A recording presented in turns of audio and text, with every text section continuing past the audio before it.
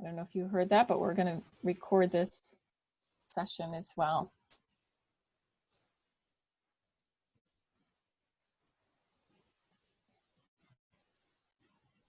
We've got 15 people on. So I will get started. So welcome everybody. This is our very first Zoom class for HTN. So please be patient with us. I'd like to thank Lisa's husband, Jay Immerman, who is our technical support here in the background. He put this all together for us. This is his Zoom account, and he's graciously offered it to us, and he's recording, and he's going to help us with the chat and anything else that Lisa and I, we're a little technically challenged. We do pretty good, but he's there for some technical and moral support. So thank you to Jay. And if you all know Lisa or remember Lisa, she used to be the chapter leader a number of years ago. I've been chapter leader now for 6 years. Time flies when you're having fun. And it has been great. I've met so many wonderful people, all of you that come to our classes and contact us through various forms. So again, welcome. And if you like this format, we'll see about doing it some more and from the comfort of our own homes. Although we do enjoy getting together face to face and exploring new areas and eating good food like we were doing at Loya and that sort of thing. So I'd like to get back to that soon, as soon as the rules allow us to gather again. So if you're not familiar with Weston A. Price, I know I give the spiel often. Most of you have probably heard it over and over again, sorry. But we started a number of years ago, a year before Weston A. Price Foundation, actually. Weston A. Price Foundation was founded in 1999 by Sally Fallon, and it was based on the principles of Dr. Weston A. Price, who was a biological dentist from the 30s and 40s. And he found that, that people that ate indigenous to their land, clean, nutrient-dense diets had better health, better dental health, and overall health, and better formed bodies without dental and medical care than industrialized nations. So he wrote one of the first books on health through nutrition.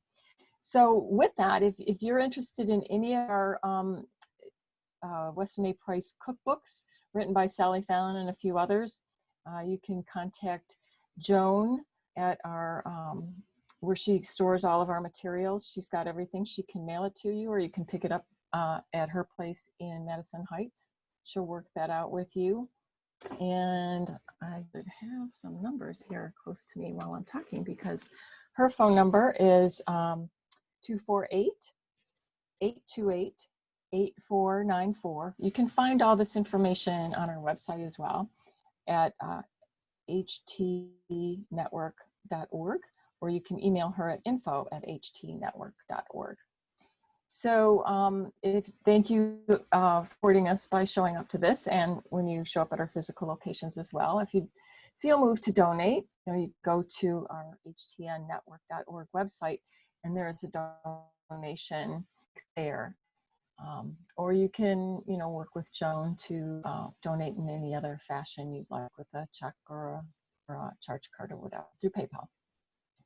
So again, we appreciate your following us, and we hope that everybody is well and has made it through the COVID crisis. We all have our thoughts and opinions on that, and they vary wildly, I'm sure. But I do hope everybody stayed well through that. We've been good, all of us on our team, and we're here for you guys. And we've all been getting a lot of phone calls and questions, asking for some advice throughout this, and we appreciate that. We love that. We love helping all of you, and we want you to all to stay well through nutrient-dense diets. So you can sign up for our emails. You can join our Facebook group. There's many ways that you can contact us. If you've been around for a while, you do know that already. So tonight we're going to talk about the food systems, the changes at a high level, changes in the food systems over time. Lisa is an expert on that. She's been involved in that off and on through the years, so she's pretty well versed in that topic. And then we'll talk about where do we buy our food and where can you get clean food. It is a challenge when you first get into this realm of healthy eating, but just know that there's a lot of us around that are here to help you with that. And Weston A. Price does have an initiative this year that they're asking us to promote, that we all try to source at least half of our food from farmers and farmers markets, which during the COVID restrictions can be a little. Right now I'm kind of boycotting the farmers markets, unfortunately, because I don't want to wear a mask, but that's my choice. If I get desperate enough, I guess I'll for a few things, but I found other sources where I can pick up at the curb or get fresh from who buy from farm. So I feel I'm still buying local that way as well. So like Lisa said, if you have any questions, throw them on the chat. If you missed where that was, if you scroll around your screen, a bar should show up at the bottom of your page with some little icons. There's a little chat icon. Click on that. The chat will show up on the right-hand side of your screen. And then down at the bottom, you can ask questions or make comments, and we'll try to watch that as we move along and address your questions by the end of the event. And if we can't, if you don't know the answer, we'll certainly get it for you, get back to everybody. So with that, I'm going to turn this over to Lisa so she can get started with the program. Lisa, can you unmute, please? And I'm going to mute myself, okay, so that you can have the floor. Thanks. Yep. Okay, so one of the things that I was going to start talking about is, one of the things about buying local is that you end up with connections with your local community, the farmers, other, people that buy at the farm, at that farm or farmer's market. You get to know those people. You sort of become a whole community of local food people. And I will tell you, that's kind of cool, because I've been doing this for, well, probably my whole life, because my mom did local co-ops and gardening and all that kind of stuff when I was a kid. But as an adult, I've been doing it for 19 years now. So I know people, I know farmers. Pretty much everywhere we go, I run into somebody that says, "Oh, I know you." I was in Traverse City at a tea farm, and somebody came up and said, "Oh, I took one of your classes with HTN." So that's kind of a cool thing that happens. But another thing that, obviously you're getting healthy food that's from your local area, but also when you spend your food dollars in your local economy, that money stays in your local economy 2.5 times before it goes outside your local economy. So it helps keep money in your economy and keep it strong. And it allows for the demand for local products and the local farmers to have higher demand in the local businesses, which then they'll increase supply based on the demand, and it sort of just spirals that economy outwards by a lot more than you would really think by spending $1. So I'm sure that everybody has heard, the things in the news about the issues with the food system right now, and it was hard to procure things, and how meat was scarce for a while, and prices have skyrocketed and all those kind of things. When you buy local, you're sometimes a little bit more insulated from that. For instance, we've been getting our meat from local farmers for like 19 years and 17 years, something like that. And my chicken farmer was actually the same price that she's been for a couple of years, and it went up, I think, like 10 cents a pound, I think, last year. So it didn't raise recently. And then my beef farmer actually got his feeder calves cheaper this year, and so his price went down, I think by 5 or 10 cents a pound. And then he actually sold out like right away, because we wanted to double our order, and he was already sold out. So the supply and demand really affects things, but it is somewhat more insulated than, the stuff you're getting at the grocery store. So there's that. There's also the fact that in the industrial farming system, which is what we call the factory farming system, there's things that are, so for like vegetables and those grain crops, things like that, they're generally like the grain, soy, wheat, cotton thing, all the main big, huge crops can be GMO. They can be, you know, made to be Roundup ready, so that you can put herbicides or dicamba ready and all that kind of stuff. And so that's putting those things into our environment. But it's also, they don't rotate their crops. They grow, you know, a soybean farmer will grow hundreds of acres of soybeans for industrial use or for, you know, feed use, and that's all they ever grow. So the soil gets depleted, the water quality suffers from the water table, and there's just not the symbiotic relationship between what's being grown, what's on the farm, and the environment. So that can cause all kinds of chain reaction problems between what you eat, what you buy, prices, and the environment. And then animals are considered in the factory farming system a commodity rather than as a sentient being. And so in that system, some of the things we've seen recently is there's a lot of problems in that, inherent problems in that system. And it's sort of a very delicate balance as a business model. And so as we've seen now with something like COVID, it fell apart pretty quickly because you have, say, a chicken farm that has like millions of chickens and buildings on this, if you want to call it a farm, and they raise them, they get the chicks from the producer, who would say be Purdue or Tyson or whoever, and they raise those chicks in the manner in which they are basically told to do it by the producer. And so they have chicks from, you know, the infant stage, egg hatching or little baby chicks, and then the middle stage, and then the final stage, and then they have to go to the processing plant. And it's completely timed in the system for how it has to go through.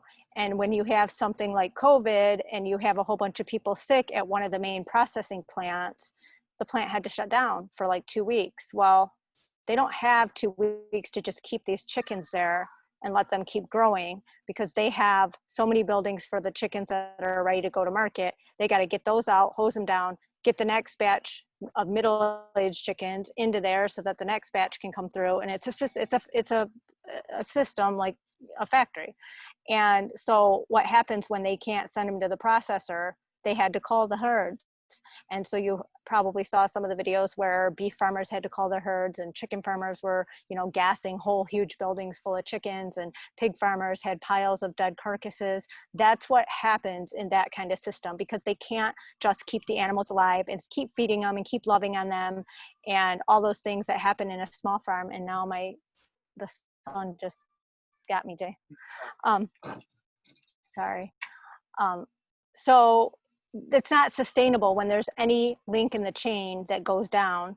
And the other problem that is really a big issue with that system is, sorry, I might have to scooch so I can see. So you have that factory system, and then you have the other flip side, which is where I choose to spend my food dollars, and most people in the Weston A. Price Foundation that are involved in it do this as well, is I choose to spend it locally with sustainable farms that are not monocropped, not raised in huge confinement capacity. They're raised on pasture, they're free range for chickens, and you know, the people that grow them or grow the crops or raise the animals do so because they have, you know, a connection to that farm, to that earth. They want to maintain it, they want to keep it. They, you know, the animals are treated like animals for their life, and then, you know, they are raised for food, but they're treated while they're there. They're fed what nature intended. They're taken care of if they need it. The vet's there, that kind of thing. And they're not, you know, shot full of antibiotics and GMO grains and all those crazy things. And when they do that, they usually are raising crops of some sort, having animals of some sort, and it all works together. So for instance, where we get our apples in Flushing, Michigan at Elmar Organic Apple Orchard, they, you know, it's been a family business for generations. They raise all different kinds of apples. They have, you know, they propagate their own, graft their own trees. They have a whole like tree nursery, and then they, you know, plant new trees as old trees stop producing, and they take that wood and do things with it. But they also raise pork, and they'll let the pigs go out and graze in the orchard to pick up all the apples that may fall on the ground. And that helps keep them from getting the larvae in them of the insect that can ruin their crop. So it helps keep the pests down. It feeds the pork. It allows the trees to do better. I mean, it's a whole symbiotic relationship. And they've actually, that particular farm, because they started doing this, it worked so well that Michigan State University decided they wanted to study that method with the pigs. And so they actually had interns from MSU that were coming and studying this, and there was papers written about it. It was really kind of a neat concept. So things like that, where there's crops, there's animals, they all work together. You know, you rotate them to different pastures, and you know, take care of the land, you take care of the water. You know, you have a process for what happens with the manure. You know, do something with it. I have friends that have chickens and alpaca, and you know, she sells alpaca manure and uses it for her garden. And like, she's won the county fair for tomatoes for years, because everyone's like, what's your secret? And it's alpaca manure, because she grows, you know, raises alpaca and uses the wool, spins her own yarn. I mean, it all fits together. And that's where my family chooses to spend their money for the environment, for our health, and for our local economy. It all kind of works really well, more so than the factory farming system that may be easy because you can run to the grocery store and get it, but you have no idea where your food comes from. You have no connection to it. You have no idea what it's been fed. You have no idea if the chicken you ordered from, you know, when I order a cow from my farmer and I go pick it up at the processor, I know that that is one cow or one half of a cow that's in my freezer. And it's not ground beef from, you know, 20 cows, and you don't know if one of them was sick, that kind of thing. So there's a lot of different issues. And one of the things I was gonna mention is, if you want to learn more about some of the issues with the farming system and with the way, you know, the industrialized world has decided to do food production, there's some really good books and or videos. You can probably Google and get a whole list, but some of the ones that I've actually watched that I know are good, and some of them are older, but they're still relevant, are things like King Corn, Food Incorporated, The Meat Tricks, which is actually, you can find like on YouTube. It's a little short, and I think there's 3 different parts, and it's actually quite comical, but it actually gets into the issues of factory farming. The True Cost of Food, and why the true cost of food talks about the reasons why, which is a whole nother issue, that you may find like buying organic at a farmer's market or at a grocery store is so much more expensive, like say for organic chicken, so much more expensive than like the conventional chicken. Well, why is that? Well, they talk about the subsidies of the factory farm chicken are fed grains. The main grains they're fed are corn and soy and things like that, that are all genetically modified and monocropped and subsidized by the government. So when the government subsidizes it, it artificially lowers the price, and those become very cheap and they're easy to feed to these animals. Whereas the organic farmer isn't necessarily feeding them that, they're managing it by, you know, pasture and managing their land and their water, and that's more expensive. So it talks about a lot of those different issues.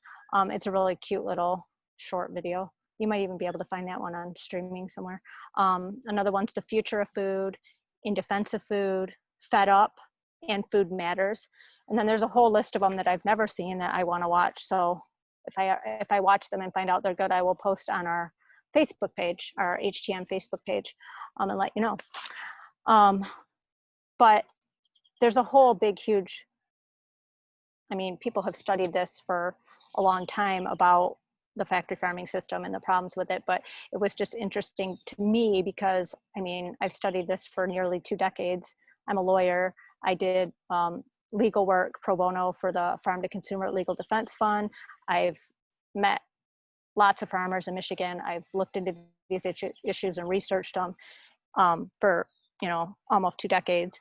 And so it was just interesting because all the things I learned about and thought about and knew about sort of came to a head with the COVID. And I was like, oh, look, this is what happens. Because we've never really had a situation where, you know, everything stopped and everything was, you know, changed in such a manner in such a quick period of time.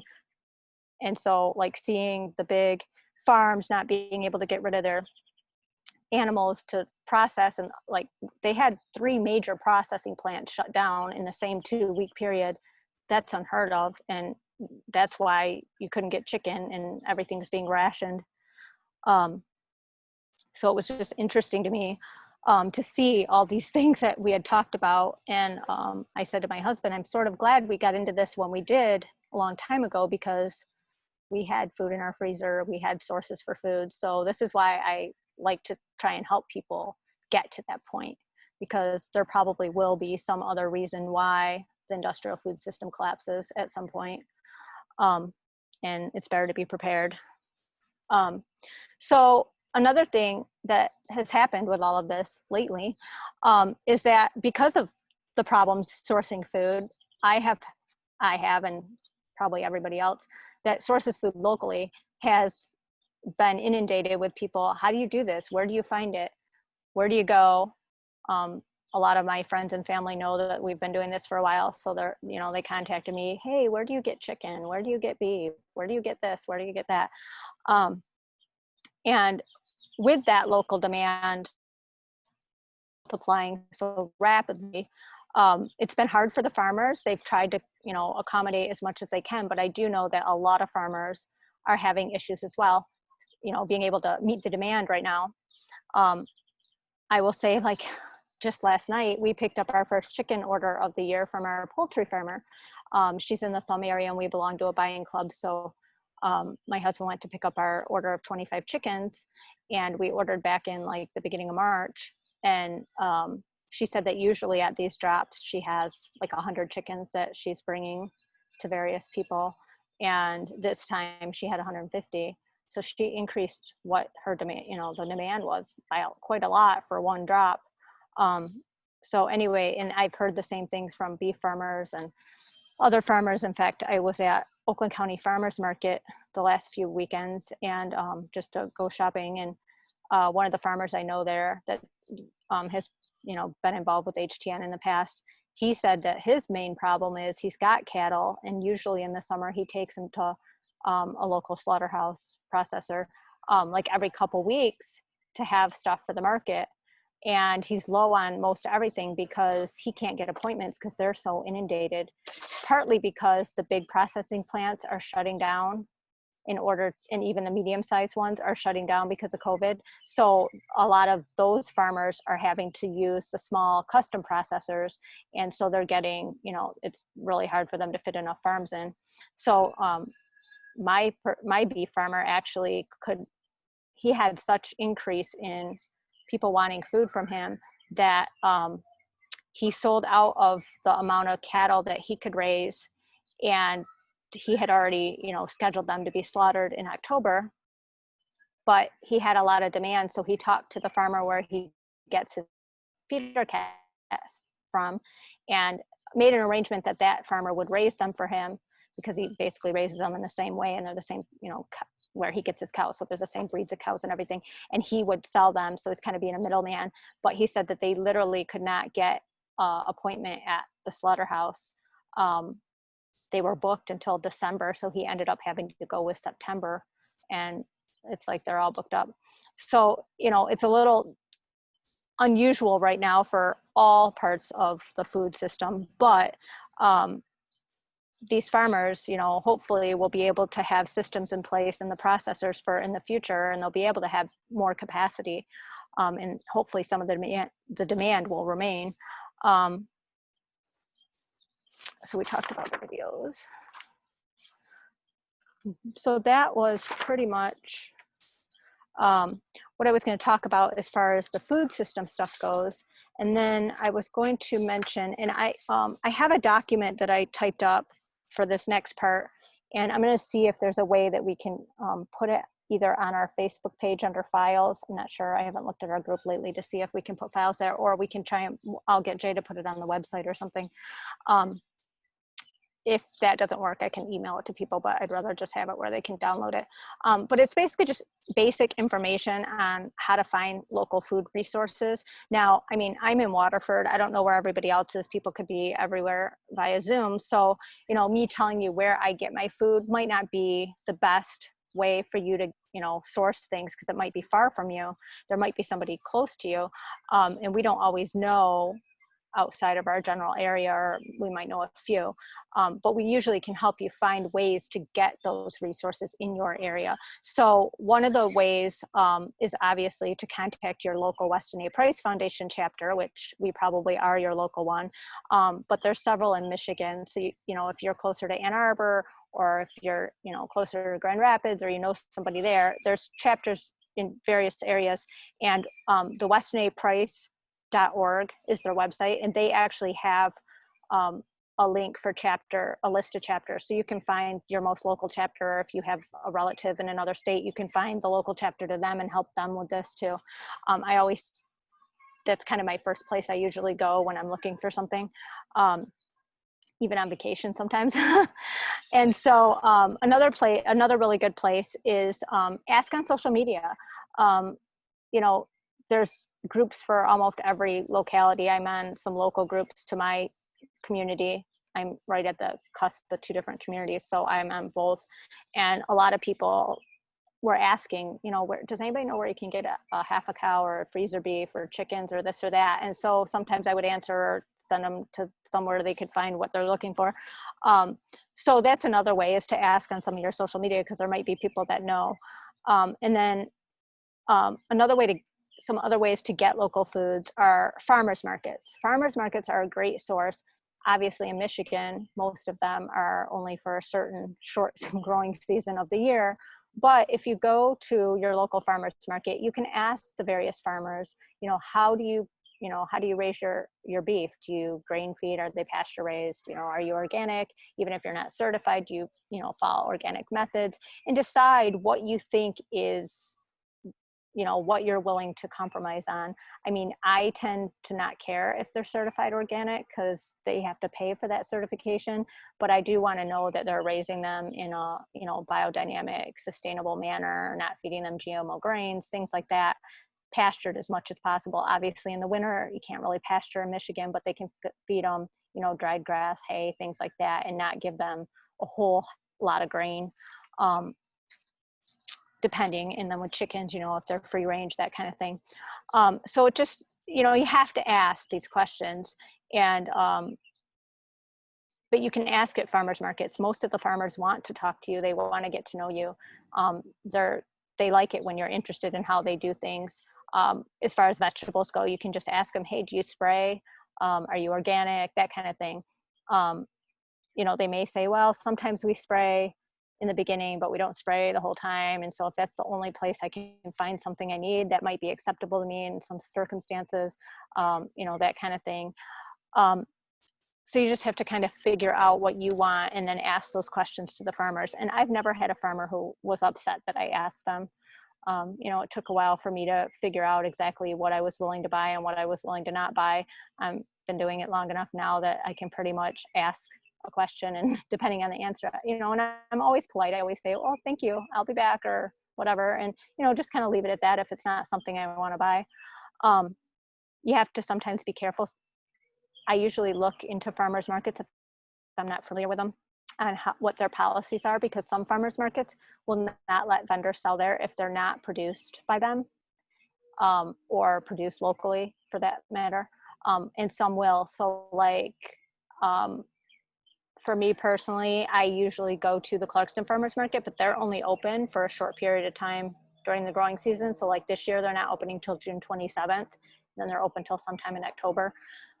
So like prior to when they open, or if they're not open for a weekend or something, I will go to the Oakland County Farmers Market in Waterford, which is where I live.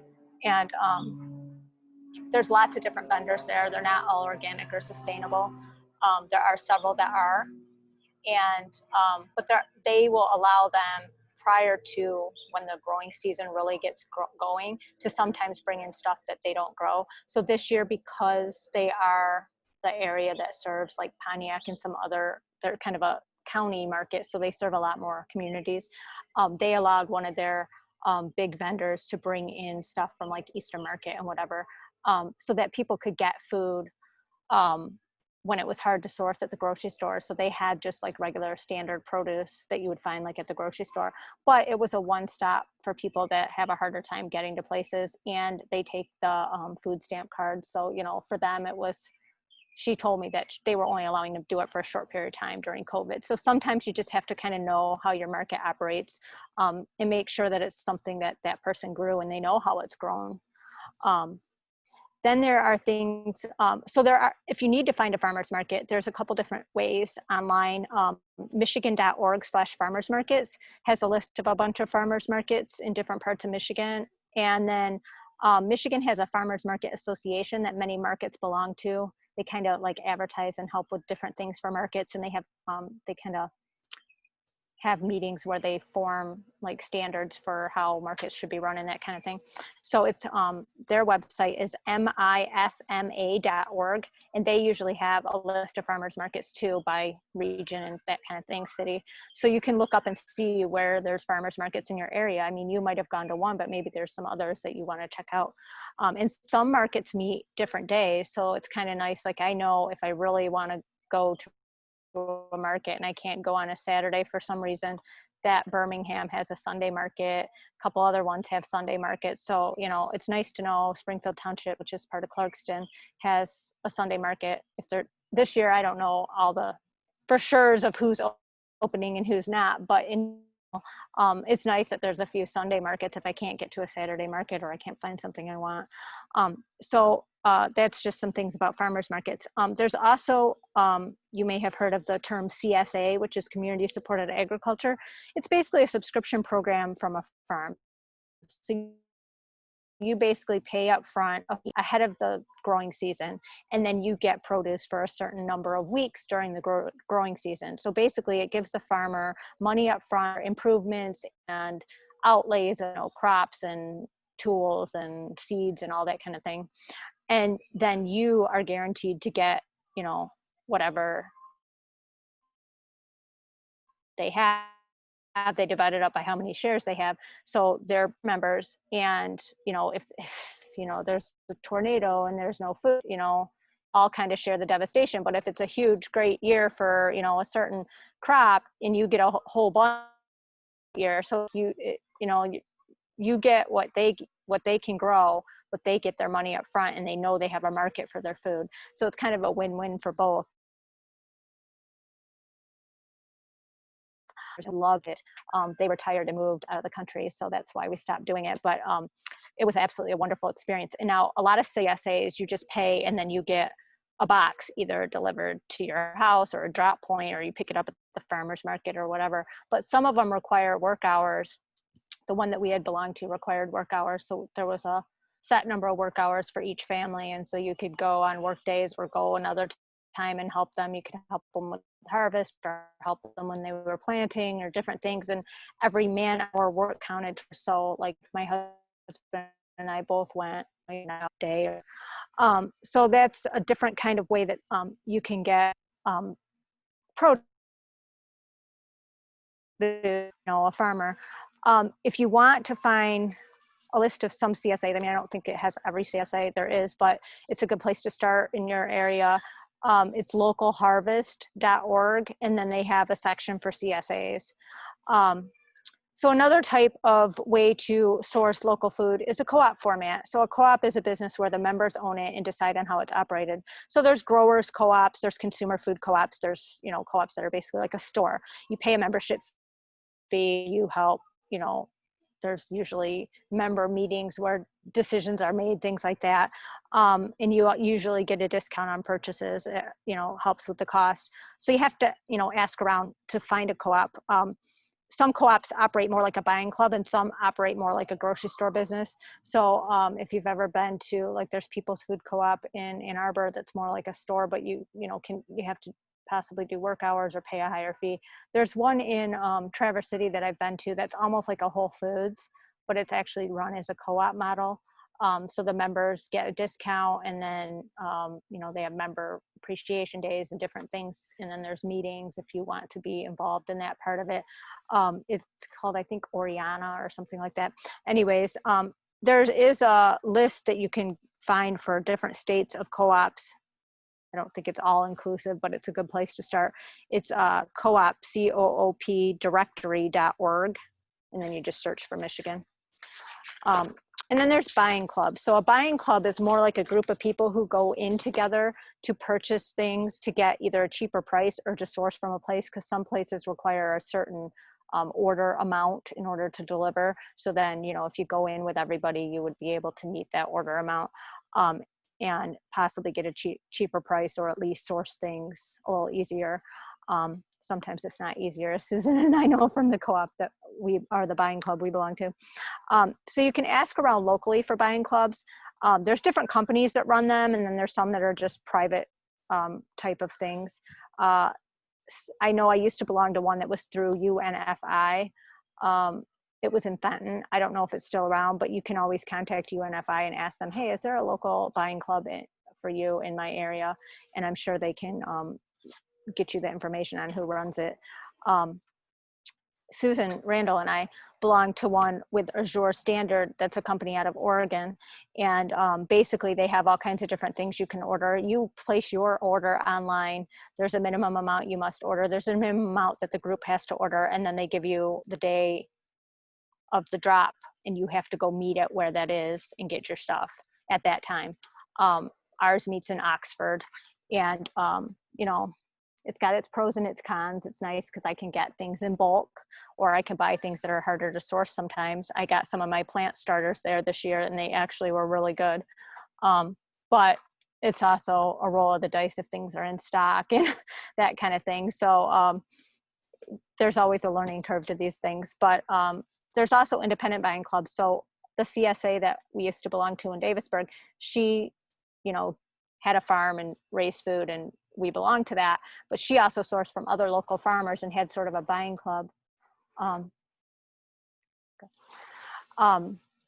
So she also had a buying club where she would source other things and bring them in for us to buy, and send out emails saying, hey, this farmer is going to have, corn. If you want to buy corn, order it now, and he'll be delivering at this time, this date, whatever, pick it up at the farm. So when they retired and moved out of the country, one of the other members that lived near them said that she would take over the buying club. So I also have belonged to that for, how old's my oldest son? He's 18, so 17 years. We've been doing this first through the CSA and now through the person that took it over. And she, that's where we get our poultry delivered from, the poultry farmer we've used for nearly 20 years. There's enough people that buy through this buying club that she brings it down from, I think she's near Imlay City or somewhere. And so instead of us having to go there to get our chickens, we just have to go to Davisburg, which isn't as far for us. So that's kind of nice. So there's different kinds of buying clubs, and those can be really beneficial as far as being able to get food and not have to drive as far. And then, like I said, directly from the farm, you can ask at farmers market, you can contact your Weston A. Price chapter, ask around locally, because many farms you can purchase directly. We go directly to the orchard in Flushing and get our apples. We go directly to the milk farm and get our milk, although we have a milk group that we've been a part of for our raw milk. So we only have to drive every 5 weeks, but we take our cooler every week to whoever's turn it is, and they go get the milk that week, and then they deliver it to your house. And so we have a system set up, but for many years we drove ourselves to get our milk every week. So that's direct from the farm. And then there's pick your own farms. I'm going strawberry picking on Saturday for my birthday. That's what I wanted to do. So I made an appointment. And so there's a site that has a list of farms that allow pick your own for various produce and things. It's called pickyourown.org, and then obviously search on Michigan, and then it'll give you a list by region or whatever. So those kind of farms you can, call and ask them, how do you treat whatever it is? Do you spray? Do you do this? Do you do that? And they'll tell you. And then, sometimes it's nice to just be able to go pick it yourself. and it's usually cheaper. So that's kind of the different ways that I know of to find food in a nutshell. If you want specific sources, I mean, we can talk about that a little bit in the chat part of this. If you're local to me, I can try and help you. Susan can try and help. But I do recommend, if you decide you're looking for something in particular and you're having trouble figuring out where you might be able to get it, post in our Facebook group for HT Network, because there's a lot of people in there, and there might be somebody in your area that knows where that source is and can help you with that, or one of us might be able to. But that might be a really good way to, you know, figure out where there might be something specific in your area for you. Okay, so before we go fully into the question and answer session from the chat, I was emailed, Sue Anderson emailed me some questions that she had. So I thought I would start with those. So she wanted to know places to buy quality non-GMO organic vegetables. So like we just talked about, farmers markets, direct to farm, buying clubs, things like that. And actually, a lot of grocery stores are now carrying decent organic produce. The Kroger near me, the one that's closest to me, actually generally has really good selection of organic produce. They seem to be stocking it almost every time I'm in there. I've seen them stock it, and their prices are pretty good. They're actually better than Whole Foods. Whole Foods, since it was bought out by Amazon, I have personally thought that it has gone downhill. It's a half hour from me to the closest Whole Foods, and we don't go very often anymore because it's just they either don't have in stock what we buy, or they've changed brands, or they don't carry it anymore, or their produce is just not the quality that I'm looking for. But you know, they still have pretty decent customer service. So we do go there probably every other month or so, or every couple months, just to stock up on certain things I can't always get anywhere else, especially when my buying club doesn't have them in stock, which I'm finding is happening more and more with the COVID thing.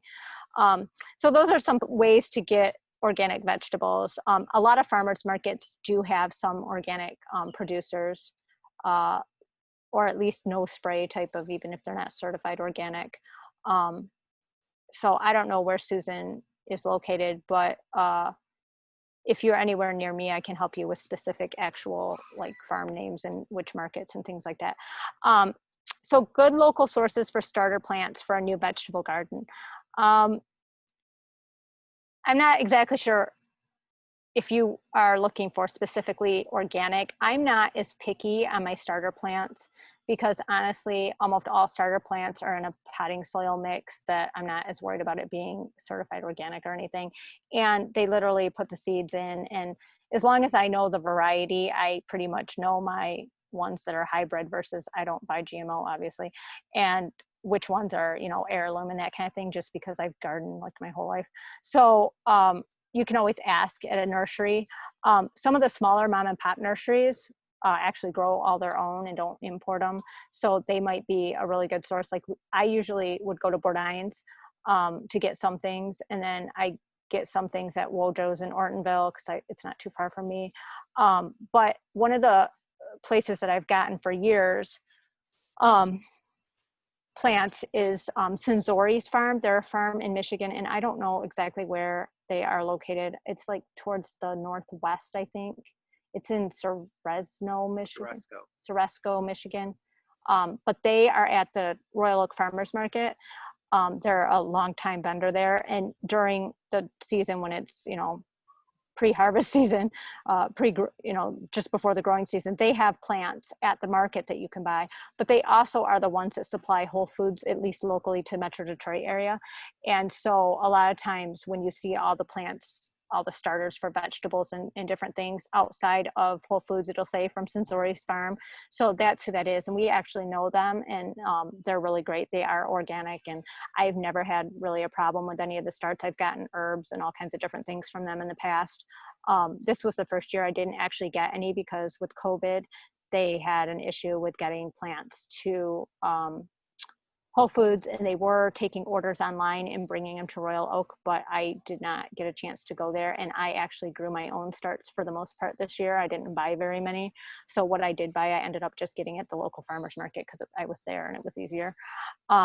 We started all of ours from seed this year too, Yeah. from organic and non-GMO seed. But Uncle, if you're near, I don't know if it's Rochester Hills or Rochester, at Square Lake on Livernois near Square Lake, I believe it is. It's called Uncle Luke's, and Uncle Luke's sells a lot of heirloom plants. They sell seeds too, so I typical bought seeds stuff, there. but conventional stuff as well. But they do have a lot of, or they've had a lot of heirloom in the past.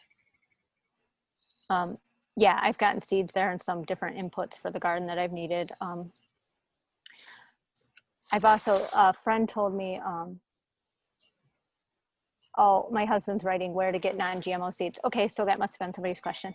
So non-GMO seeds, generally, I have found them pretty much everywhere. Whole Foods actually has a brand that they carry of seeds that are not GMO.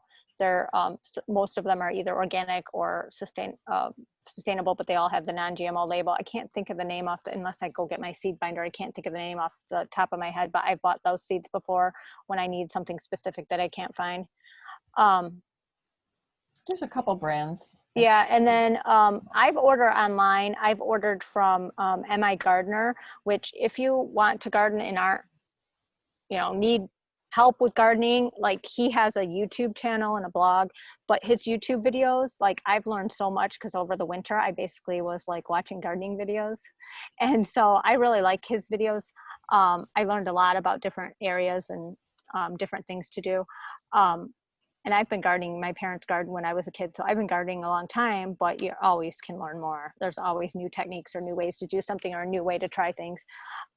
So I really like him, and he actually has a store where he sells, I don't think it's certified organic, but it's basically, all natural type ingredients that he mixed his own version of a fertilizer with trace minerals and a bunch of stuff in it. And I actually got some to try this year, and he has seeds there too, and they're 99 cents a packet, which is nice. It's not like a huge amount in each packet, but it's nice if you want to try some different varieties of something and make sure it grows well in your area or whatever. So there's M.I. Gardner. He's in Port Huron. He's local Michigan guy. And there's also Seed Savers, and I'm gonna forget the name of it. I just ordered two. Hang on, let me check my email. Hold on. I just ordered something because I needed a seed for my fall crop that I could not find anywhere. So I just ordered Baker's Creek, that's it. And I think their website is like rareseeds.com or something like that. So Baker's Creek has a lot of heirloom varieties. They have all kinds of, save seeds and different things that are harder to find. I was looking for a specific variety of kohlrabi and I found them there. So that's why I just ordered recently. So yeah, those are some things. There's several other seed companies. You can probably Google, and I can try and ask some of my other gardening friends, because off the top of my head, I can't think of the name of them, but I know I have I've seen other names of places. I actually needed seeds this year for our scouts, because with COVID, we had to do everything by Zoom. So I needed to put kits together, and I had bought a couple pack of seeds to do, a meeting, thinking we'd all share the seeds because they only needed a few each. But then when COVID and we can't meet in person, I needed to actually do kits and send them to each family and drop them off enough for each kid in the family. So then I needed more because I needed to basically give a pack of seed per family, because I didn't want to stick them in a bag, not, try and relabel and everything. So I ended up needing to order online because I couldn't go buy seeds for a while in Michigan. So I actually found a company in Ohio. I think it was called Ohio Seeds or something like that. I'll have to go back in my emails and look, but I was just searching for where I could get certain seeds I just needed like parsley and cilantro and some lettuce, like simple things for kids to do. So but I wanted like 8 or 9 packets of each one. So I found a few different ones because with the whole run on seeds due to COVID, a bunch of my normal sources were out of everything at the time. So I found some new sources. I'll have to put them together. Can't remember all the names off the top of my head, but so there's lots of places to get seeds. You can also check. Or my husband buys them from heirloom seeds actually they're called heirloom survival seeds from mypatriotsupply.com. That's a nice space to buy from. And I found organic seeds, certain brands. I mean, it's not the ones I'd necessarily want to get all the time, but they have the one brand that Whole Foods, and I can't think of the name of it, but they have the brand that Whole Foods carries, but they also have like Burpee and some other ones, but they have organic ones at least. So in a pinch, if there's something I need and I just can't get it, or I can't get it shipped or whatever, I've bought a few things there in the past. Like I had something happen to my parsley. I had rabbits one year that ate like everything, and at the last minute I needed more seeds, so I just went there and got some. So yeah, there's lots of different places that you can get them. I prefer to figure out what I want, like in the fall or early winter, and make a list and then order online, and just have them all shipped to me. Makes life easier. But when they say don't use old seeds and don't, ridiculous. I have seeds that were old. You just need to see if they're going to germinate, and that's easy enough. Take a paper towel, like one piece of paper towel, spritz it with water from a like mister or a little spray bottle, shake a few seeds on it, fold it in half, stick it in a plastic baggie, and put it somewhere warm. If you have a heat mat, that'd be great. If not, somewhere else warm. Oh, my battery. Is there a way to plug things in here? My battery is low for some reason. Can you just run an extension cord from over there? So anyways, and see if a couple germinate, and if they germinate, then they're going to work and you can plant them. I actually this year did a whole different way of doing. So this gets into the next thing about, actually the previous thing about vegetable starts and things like that and seeds. So this year, like I said, over the winter, I was watching gardening videos. I'm on a whole bunch of gardening groups on Facebook. So anyways, there was something I ran across last year. It was too late for me to implement it with my garden last year in the summer, but I decided to figure it out for fall/winter. And it was called winter sowing. And I'd never heard of it before, but it's basically where you take a milk jug. In fact, I have one right here.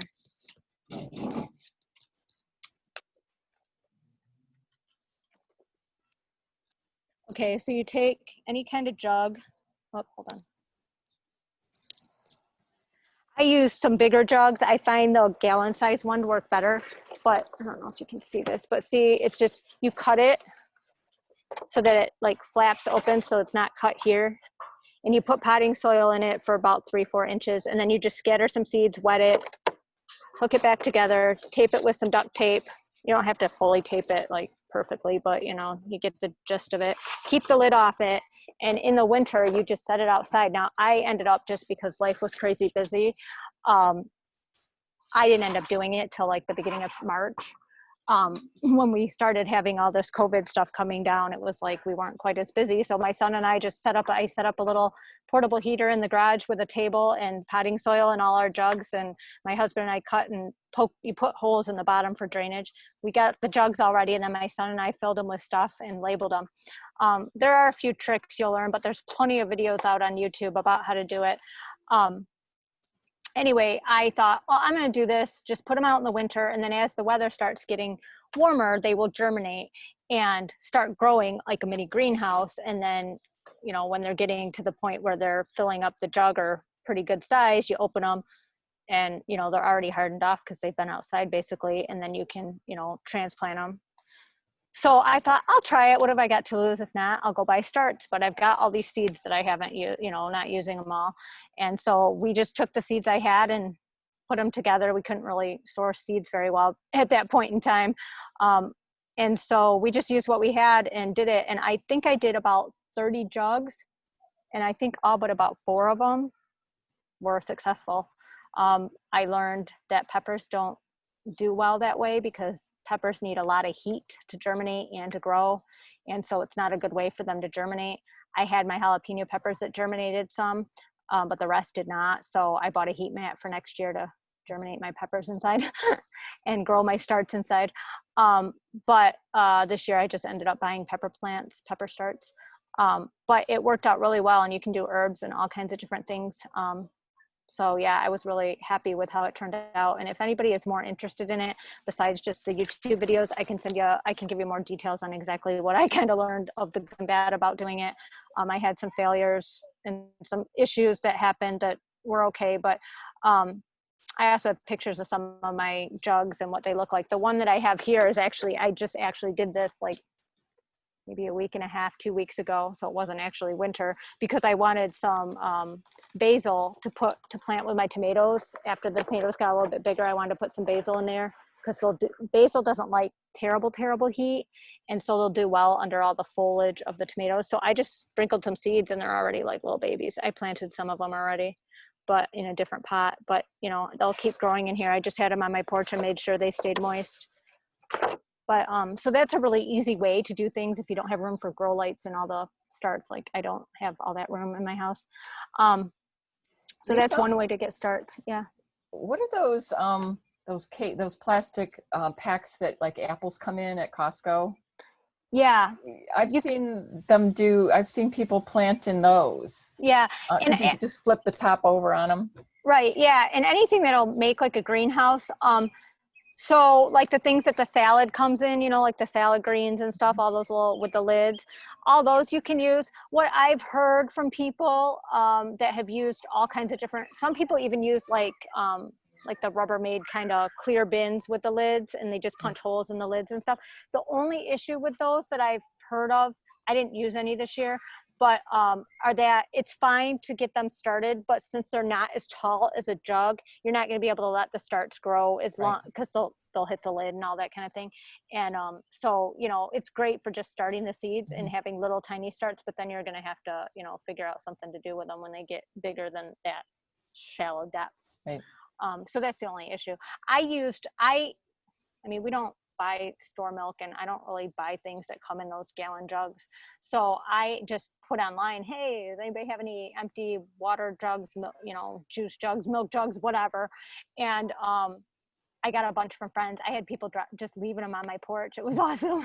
And then I had a friend that had those 4-gallon like blue water jugs like you get at Kroger, you know, and so I guess they use those at work. So she had a whole bunch of empty ones. So she brought me quite a few of those, and I used them and they were fine for the most part. But I did learn that if I'm going to do those, I need to cut them up higher than I would those and put more soil, because there was so much air space in them that they dried out more, and I kept having to like water them, which you shouldn't really have to do with this method too much, because and those, like the smaller jugs, would be like a greenhouse. You could see the, you know, condensation and stuff in them. They stayed moist. The other ones didn't as well, and they took a little longer to germinate, and they were a little fussier. So I'm not 100% opposed to using the bigger jugs like that, but I definitely need to change my method a little. So, but I did find that the gallon jugs worked the best.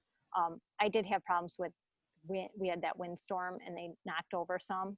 I had them up by the side of my house. So this year, in order to do it, I'm going to try and like build some kind of corral that they're in there tight, or somehow stake them down, or put them so that they can't really tip over, because the ones that tipped over and then the seeds weren't in the top part of the soil, I didn't get as good a germination rate, if any. I ended up like with, I don't remember, oh, my zucchini plant must have been one that got tipped over. So I had a couple of really nice zucchini plants that grew, and then when I took them out, I found the other ones had sprouted but had died because they were too deep in the soil. So, you know, things you learn about, make sure they're not going to get knocked over in the wind, because then the seeds get all messed up and they don't like to germinate that way. So, you know, there's tons of videos out there, and there's some people use a different method. There's people that punch holes in the top, but then they just dry out quicker. So I don't, but it's pretty cool. And it was, you know, it was nice, because usually I buy all my starts and it gets expensive. And this was like way cheaper for me. I bought one big bag of potting soil at Bourdain's, which is like $30, less than $30, $25. And I mean, I didn't even use that much of it, but I had it and I used it for other things. And the cost of seeds basically, and I got the jugs for free, and I had the duct tape because my kids do crafts and they're not into it anymore. So I used all that decorative duct tape that I had a bin of. Oh, he just knocked my. So those were the questions. Oh, so the quality soil, manure, and perlite. I mean, I buy my potting soil, and I found the different ones that I've used. I prefer the ones, the potting mix that Bourdain sells. They have their own that they make, and they have it in different size bags, and it is a bit pricey, but I found that it's just a really good blend of the vermiculite and the perlite and the whatever all they put in it. I don't know, it probably has peat moss and soil and whatever. I like their blend. I mean, I've bought, some at other stores in a pinch when I've needed it, especially for scouts. I just never find it is as good. I don't feel like it stays a good texture as well, holds water as well. I don't know. I like Bourdain's. It's just, I grew up in Clarkston. I've always been going to Bourdain's, and I've tried other soils. I like theirs. I will say that I do not ever buy any of the stuff that is like Miracle Grow or Scott's or any of that, because it's just full of all kinds of different things, and I don't trust them. I mean, they ship it, and I've actually seen videos, and I'm just going by what people have said, that where they've opened up bags of that and there's like bugs and snakes and different things, and yeah, that would freak me out. So I've never had an issue with the stuff I get at Bourdain's, and it's in a clear bag, so chances of a snake sneaking out would be slim to none, and that would freak me out. So anyway, yeah, so I mean, at Costco and stuff, they sell the Miracle Grow and all those different ones. I don't ever buy those. I have a friend that picks up whatever she can get the cheapest, and she's happy with it. So it's whatever. I don't think it's as big a deal as long as you know what you're getting. I mean, my friend doesn't mind having, Miracle Grow or whatever it is she can source cheap, but they put a lot of synthetic stuff in, because they put like food in there and fertilizer and all this stuff that's in there. That's what makes it Miracle Grow. And that's just not what I want to do. But then as far as manure, I don't use manure, although growing up there was actually a horse farm down the road from us, and they would keep the manure for like a year in piles, compost it, and then you could go get truckloads really cheap. So we would always go get a big trailer load, put it on our garden and till it in. I have a friend that I said has alpaca. She uses the alpaca manure, and you don't have to compost. You can use it right away with alpaca. Rabbits you can use right away. There's a farmer somewhere near Clarkston / like Orion that has rabbits, and he sells the bags of rabbit poo for like $2 a bag. My girlfriend uses that. I actually use compost because I have compost bin and make my own compost. So that's what I use. And then I generally use fertilizer, and I use either an organic fertilizer, or like this year I tried this Trifecta Plus from MI Gardner. That's like all natural, as well as some stuff I had in my shed from Bourdain's that's organic. For any kind of pest control, things like that, I use stuff that is, things that you can use for organic gardening. Obviously not certified or anything, but I, use things like neem oil and BT and things like that if I need them. And for some reason this year, the bugs have been really bad. I don't know what's going on, but I've never, in all the years I've had roses, I've never had like something eat all the leaves where they all had holes in them. And this year they did. It was these little green worms that I looked up and found out were some something, another pest from roses. And I used neem oil on it. But yeah, I've had this year, it just seems like they're out in force. So I did have to use neem oil, and there's another one I'm trying to think of the name of. There's an insecticidal soap that's okay for organic use. And I actually have used mint oil, things like that. So that's kind of what I do. Manure, so that's manure. Perlite, I don't know that much about it. I mean, it's stuff that you add into potting soil. It's in there generally. I looked up some things. I would think, because I know that it's used in hydroponics, that you could probably find it at a hydroponic store. You might be able to ask it someplace like Uncle Luke's or Tractor Supply or something like that. A farm type store would be my first guess. You could probably find it on Amazon. If you had to. Sue reminded me that Uncle Luke's is in Troy. Okay. Near Squirrel Lake. Yeah, I know it's like off of like, I know I had to go on Rochester Road and somewhere out there without near, it must be close to the border of Rochester because Yeah, it yeah, is. I've been there before. I don't remember the mixture that I bought. I was telling Lisa earlier, we had a speaker come, was it last fall, Joe Scrimger, talk about soil, and I had my soil tested, and then I sent him the results, and he gave me suggestions on how to better my vegetable garden. I was able to grow squash, and then all of a sudden I couldn't grow squash anymore, no matter what I did. They'd flower and then they'd die.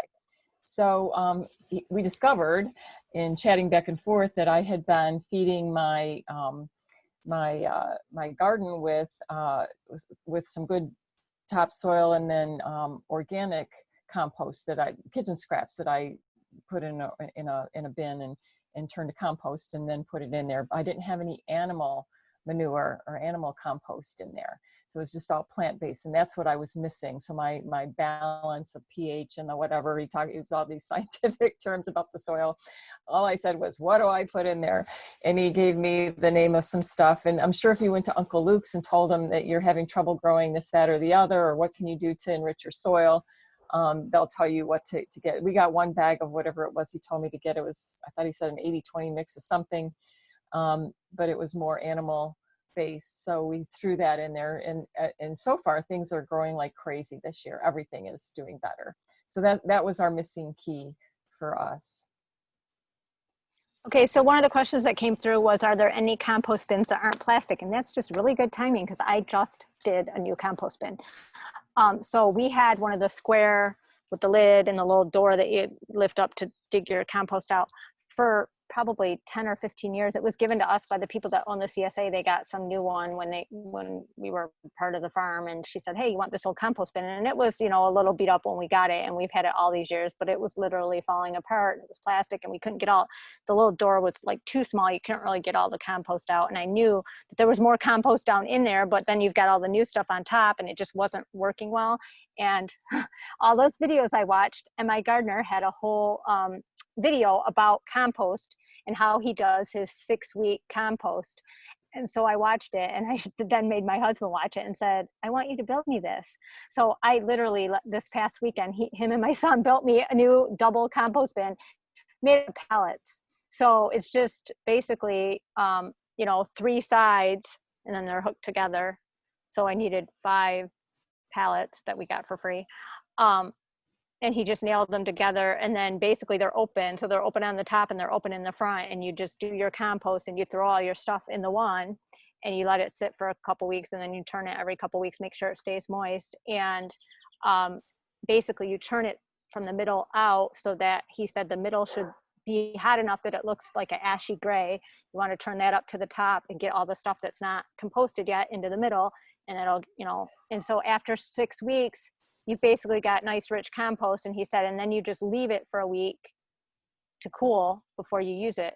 And so it's really like 7 weeks to make a batch. And then, you know, when you're done filling up the first part and it's just doing its thing, you start the other side and start putting, so you basically have a rotating every 7 weeks, you have a batch ready to go, so that you're really never out of compost. And so I wanted one where I could do it like that. So he just built me one. So we actually have the stuff that was in our old bin, we put into the one side, and it's finishing doing, because there was a lot of stuff that wasn't composted yet because we couldn't get in there as well as the open model. And I think it wasn't getting wet enough. He said you have to make sure that if you don't have rain or something to wet it down, because it being wet enough is what will keep it going. So being totally open, does it attract rodents? Well, I haven't seen a problem with it anymore. So we had the other one. I mean, it wasn't completely like sealed or anything. And Jay said that he'd seen mice every once in a while, but we've never had a like big issue with it. I mean, I just actually went just before this started, we had dinner and we had stir fry. So all the vegetable scraps and stuff, I went and dumped on the compost bin, and I saw like a couple of flies. Like, it's not even bad, and it doesn't really smell. So it's really, so far, I mean, we've only had it up since the weekend. So it's only been, you know, or is it a week? Maybe it's been a week. Might have been, I don't know. anyway, it's been a week or less that we've had this particular one going, and I haven't seen any problem. But we basically left what was in the old bin in the one side, and we took a little bit of, because there was plenty of composter. I actually filled up 2 buckets that I added to my garden, and we still had more that he scooped up from where we couldn't get to it when the bin was around it. And so we took some of the already done compost and used it as a starter on the second pile. And now we've been adding everything to the second pile and not messing with the first pile. And eventually we'll turn it and get it all. I mean, there's still stuff in there that's not broke down, but I think it's going to be much better because we'll be able to, we'll have such a bigger quantity ready. For me is what I wanted, because I was like, I ended up having, because we had some new garden beds we built, and so I ended up having to buy some compost at the store in bags, just because I didn't have enough, because I couldn't get to it in the old bin. I have a small city lot and I have a small garden, so I don't need a lot. So I bought one of those tumbler composters, and of course it's plastic, but I bought the, how do I say this, the largest small one that I could find. So it's a nice size and it's got 2 sides to it. And we work on one all year, and then when that's full, we start the other, and by then we can start using, you know, whatever. So we switch off that's as well. cool. But the plastic, is it really an issue to make it in the plastic? I mean, it's pretty sturdy plastic, and that's what it's built for. Yeah. Is it really leaching a lot of stuff?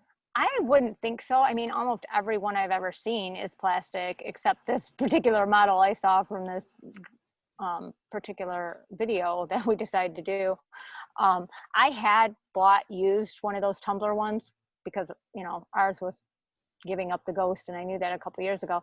And the whatever particular model it was, I don't even know, I didn't like it, only because it was a big, huge barrel, you know, and you had to turn it, and it had like all the little like holes in it for air and whatever, and for moisture to get in. But what was happening was you would turn it and all the liquid would drain out, and it was so dry that it felt like it wasn't doing its thing. And I don't know if it was just whoever used it didn't have it set up right, because obviously I wasn't the first person to buy it and set it up.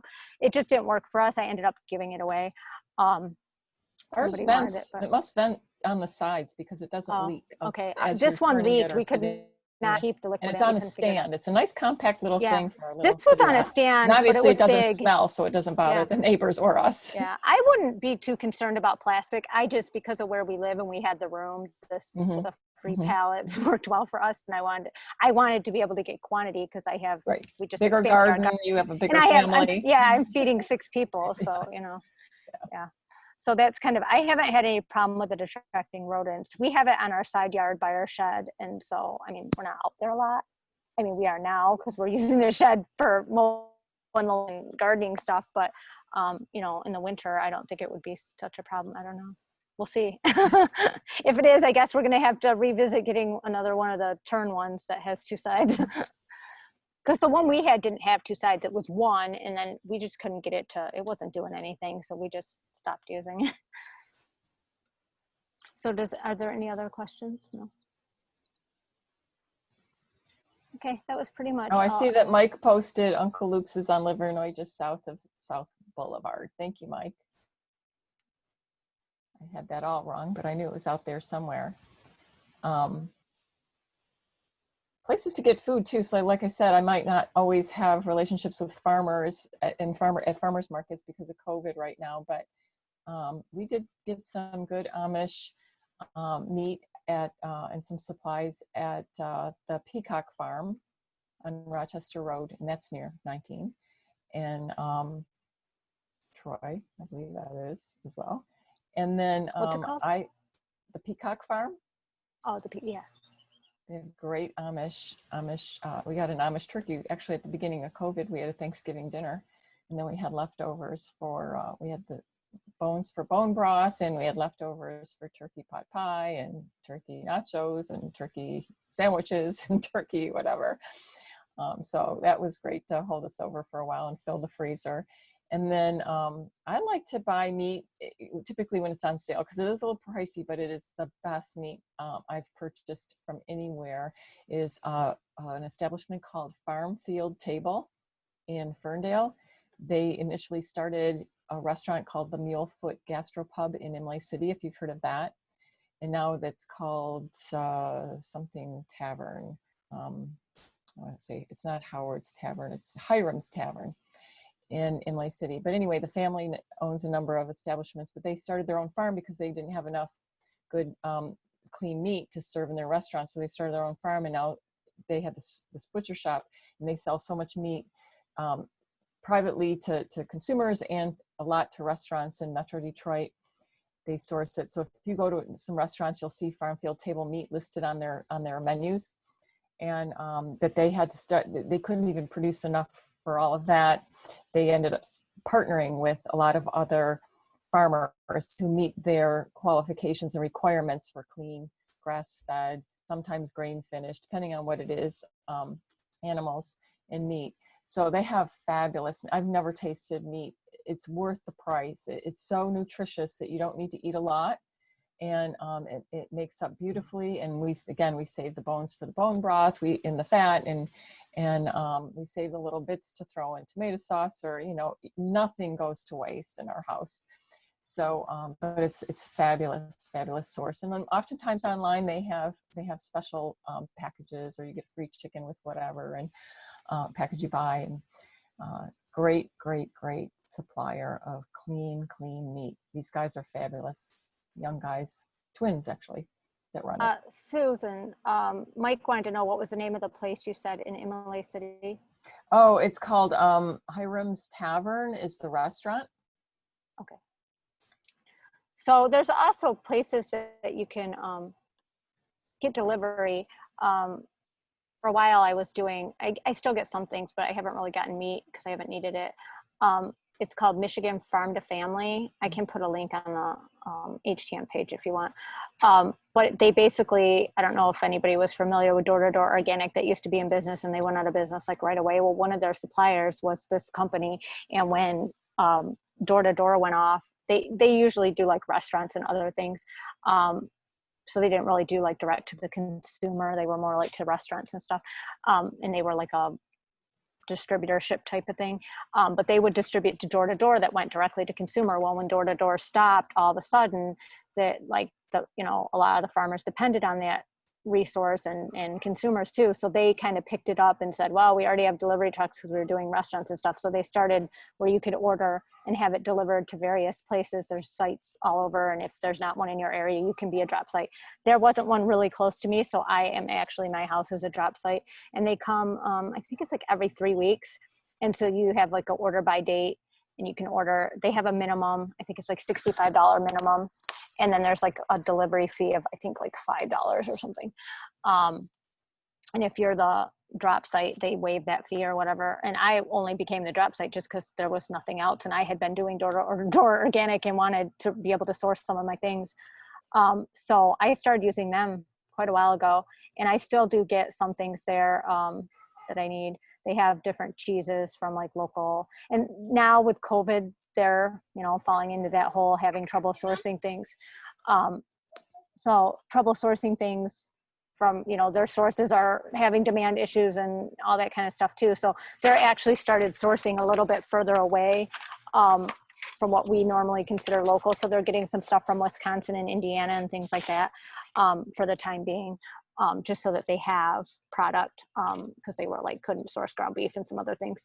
But they're always very good about saying exactly like what farm it is and, processes. And if you have more questions, you can email them, they'll tell you that kind of thing. And their prices have gone up with, the supply and demand right now, but I still sometimes get eggs from them because a lot of my egg farmers just can't keep up with how many eggs I need. So I will sometimes get eggs from them and things like that. So it's convenient because, it's just usually a close drop point, or you can actually get you delivered right to your house, I think for like an extra, I don't know, $5 or $8 or something. So fairly reasonable price if you want it not on the drop date or need it. Like, I think it was one of the holidays fell in between a Jewish holiday. I'm Jewish, so fell in between like the normal drop days, and there was stuff I needed. So I just did like a home delivery and paid the fee because it was worth it to me. I needed eggs or something.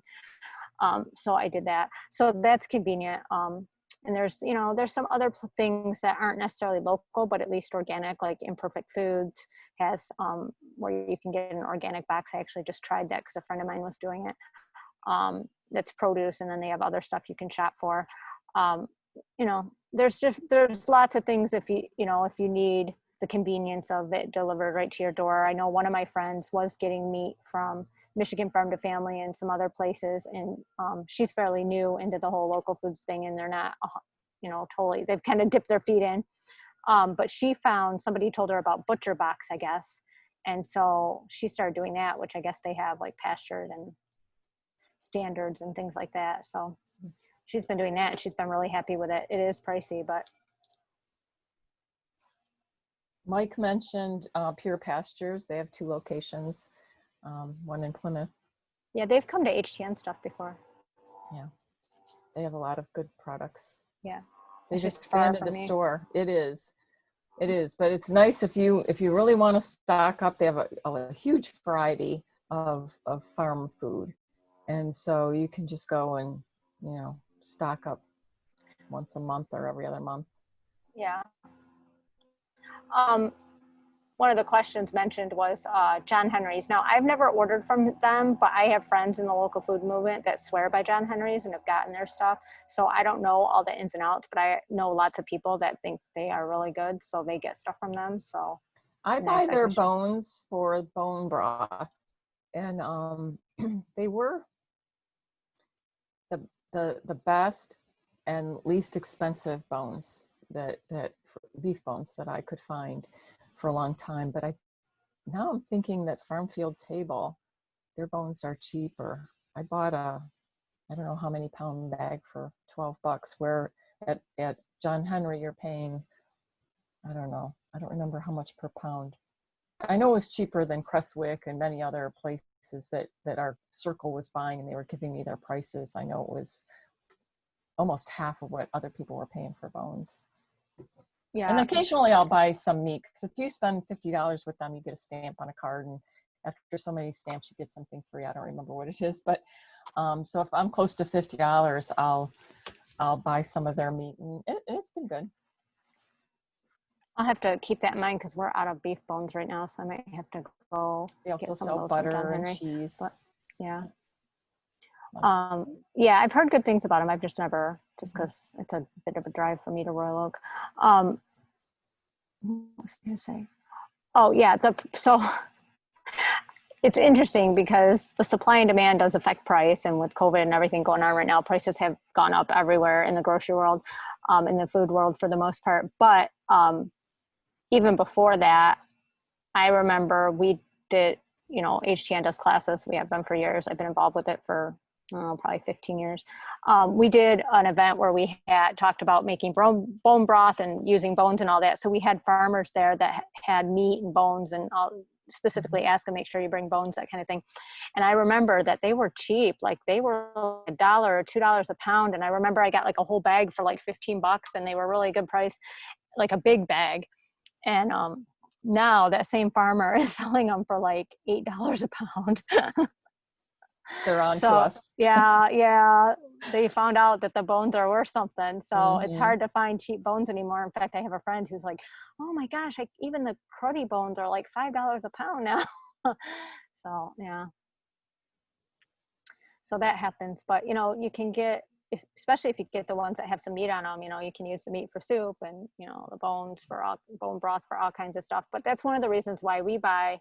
So we order our chickens. The name of the farm is, used to be Clover Lawn. They changed their name to RC Organics. They actually had a farm, and their father had a farm, and they kind of merged and went under one name. But so it's RC Organics, and we've been getting our poultry, chickens, and turkey, and then we get our lamb from them.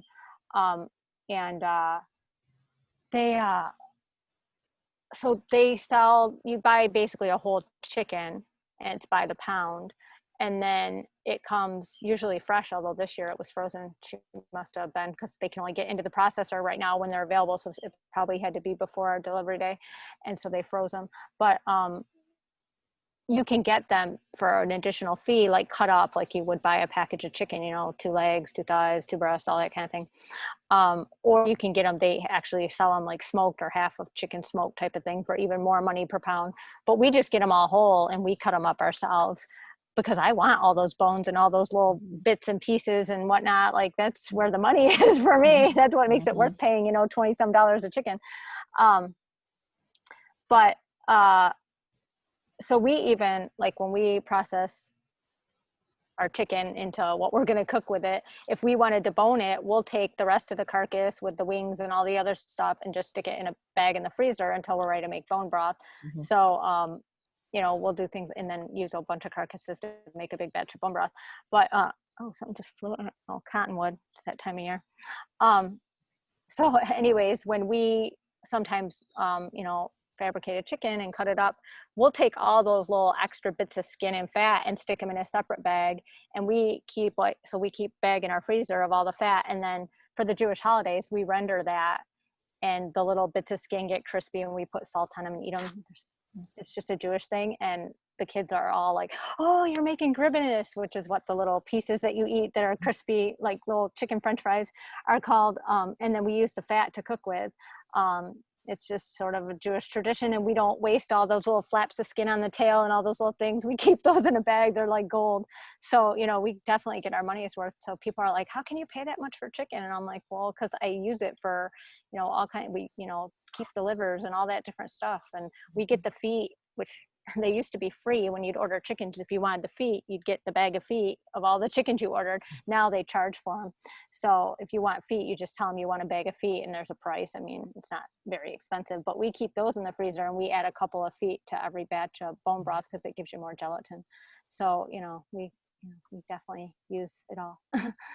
And save all those organic vegetable scraps that you cut off. If you don't put them in your compost, especially in the winter, I save them in a bag and put them in the freezer and then throw a handful or two in my bone broth. Yeah, I usually have a couple bags of scraps, enough to make some broth, and then if I don't need to keep saving them at that moment, then I'll put them in my compost. But this time of year, things tend to go in the compost. But yeah, my onion skins, my garlic skins, you know, the ends in the leaves of the celery and the carrot peels. The ends end up going to our dog because carrot's her favorite thing. If she knows you're cutting up a carrot, she comes in bags. But usually the peels and stuff will go into a bag, and that's what we dump into when we make the broth, and some peppercorns and some vinegar and whatnot. So. All right, is that all right? Well, we've run over, but it seems like everyone's kind of hanging in there and still asking a question here and there. So any other questions before we sign off?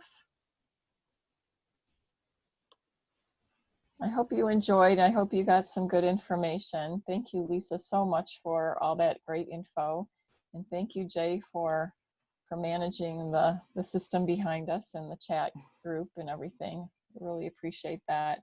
So again, if you feel moved and you'd like to donate, as you probably know, it costs us about $500 a month and to manage our expenses, to manage our group. And we still have those expenses. Even with COVID, we haven't been having classes, but we still have the phone bill, and we still have the material storage bill, and we still have the PayPal bill and all those other bills. So if you feel moved to donate, you can, again, go to htnetwork.org and donate that way, or call Joan. Our phone number is on the website as well.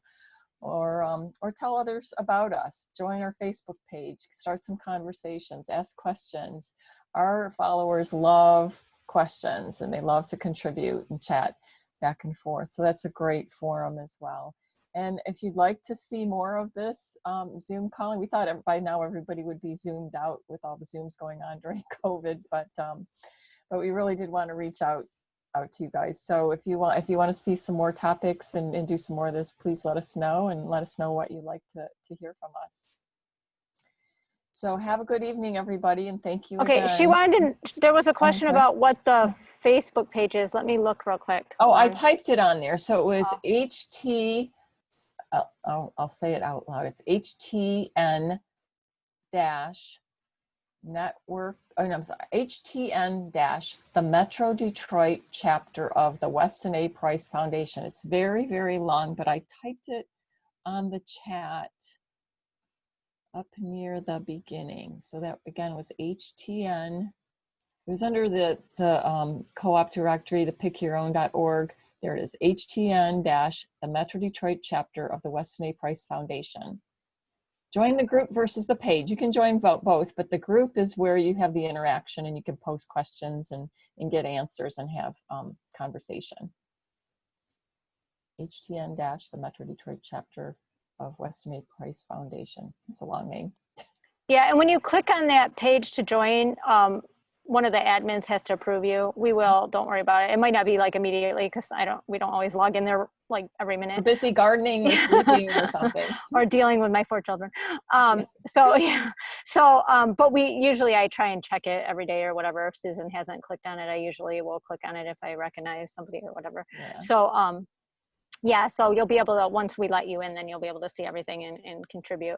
But it might take a day or whatever, a couple hours before we see that somebody wanted in. But I'll definitely check it before I go to bed tonight and all that kind of stuff. If you want to go, ask to join, I'll make sure. Oh, and Lisa, you can put any document you want under that files. under that Okay. Group under files. Yeah. Okay, I'll probably do it tomorrow because it's already after 9. But I'll take care of it tomorrow. Okay. All right. All right. Thank you, Bye, everybody. everybody. Thanks, Lisa. Thanks, Jay. All right. Bye, everyone.